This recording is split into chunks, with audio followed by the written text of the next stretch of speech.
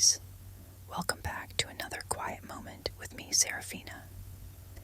Tonight, I have a story that lingers in the mind, a story about someone I once knew very well, my cousin Julian. His life was, by every standard, perfect. No struggles, no surprises, no pain, but perfection. Perfection can be a strange thing, can it? Sometimes, when something is too perfect, it begins to feel like a dream you can't wake up from. So, let's take a deep breath together, settle in, and let me tell you about the world Julian lived in, and the moment he realized it wasn't his at all. Julian's life was easy. Everyone said so. He was healthy, intelligent, successful, always surrounded by people who liked him, who admired him. He had a job that suited him perfectly, a home that was always just the right temperature, friends who never argued, never raised their voices, never questioned anything. And yet, there were nights, he told me, when he would wake up with a feeling, one he couldn't quite explain, like something was missing, like something was wrong. But it was a ridiculous thought. Everything was right. He knew that. Everyone lived in harmony, in efficiency, in balance.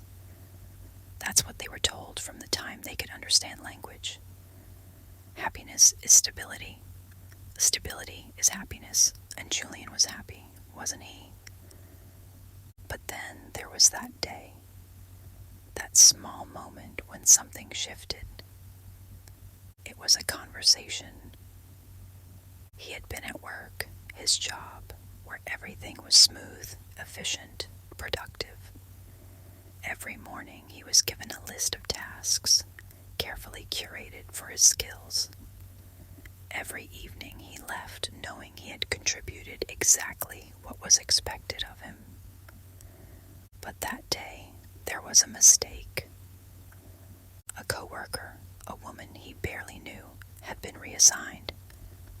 It shouldn't have meant anything.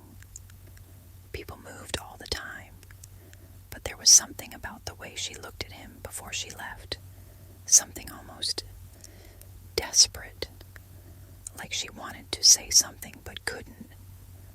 Later, Julian overheard someone say she had been sent somewhere else, to another sector for adjustment. It was such a strange word. Adjustment. He never saw her again. Maybe that should have been the end of it. But it wasn't. Because suddenly, Julian started noticing other things. Small things. Things he had ignored before. Like how no one ever seemed truly surprised by anything. Every reaction was measured, controlled. Like how laughter was never quite spontaneous. How every joke landed the same way, polite, never too loud, never too unexpected. Like how certain topics were never discussed at all. So Julian did something reckless. He started asking questions. At first, he kept them light, casual, but people would only smile at him, their eyes blank and kind. Everything is fine, Julian. You know that. But he didn't know that anymore. Then one evening, he found himself in the archives, a place where records were kept, though he had never had much reason to visit before. The room was cool, silent, filled with softly humming screens. He ran a search. Something simple at first. His own name. It came up instantly. A perfect history. No mistakes.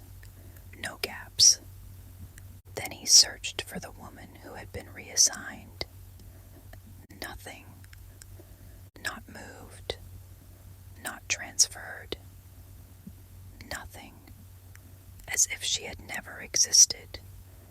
Julian felt something then.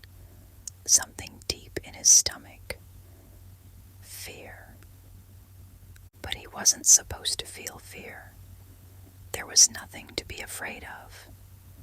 He left quickly, but from that night on, he saw things differently.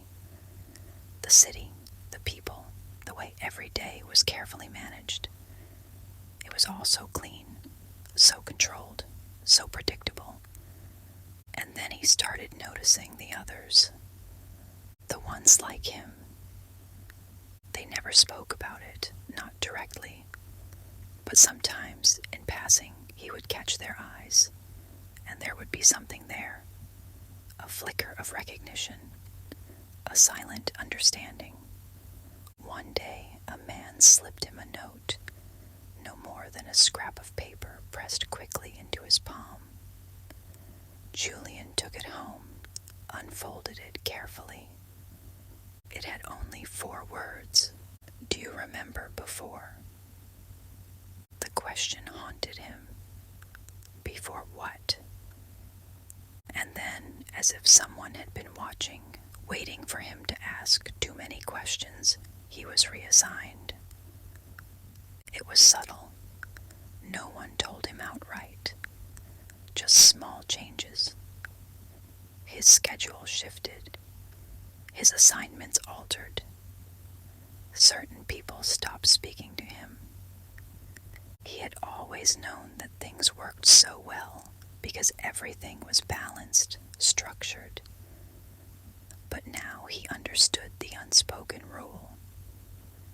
If you didn't fit, if you started asking why, if you started noticing things you shouldn't, you were adjusted. And Julian was next. He realized that too late. The last time I saw him, his smile was still there, but something behind his eyes was missing. Everything is fine, he told me. His voice was too smooth, too practiced. You know that. And I smiled back, even as I felt something cold settle in my chest. Because I did know, and I knew I would never see Julian again. So now, my dear listener, as you drift off to sleep, let this story settle in your mind. Not as a warning, not as a lesson, just as a whisper of something forgotten, something quiet, a memory of a life too perfect to be real. Good night.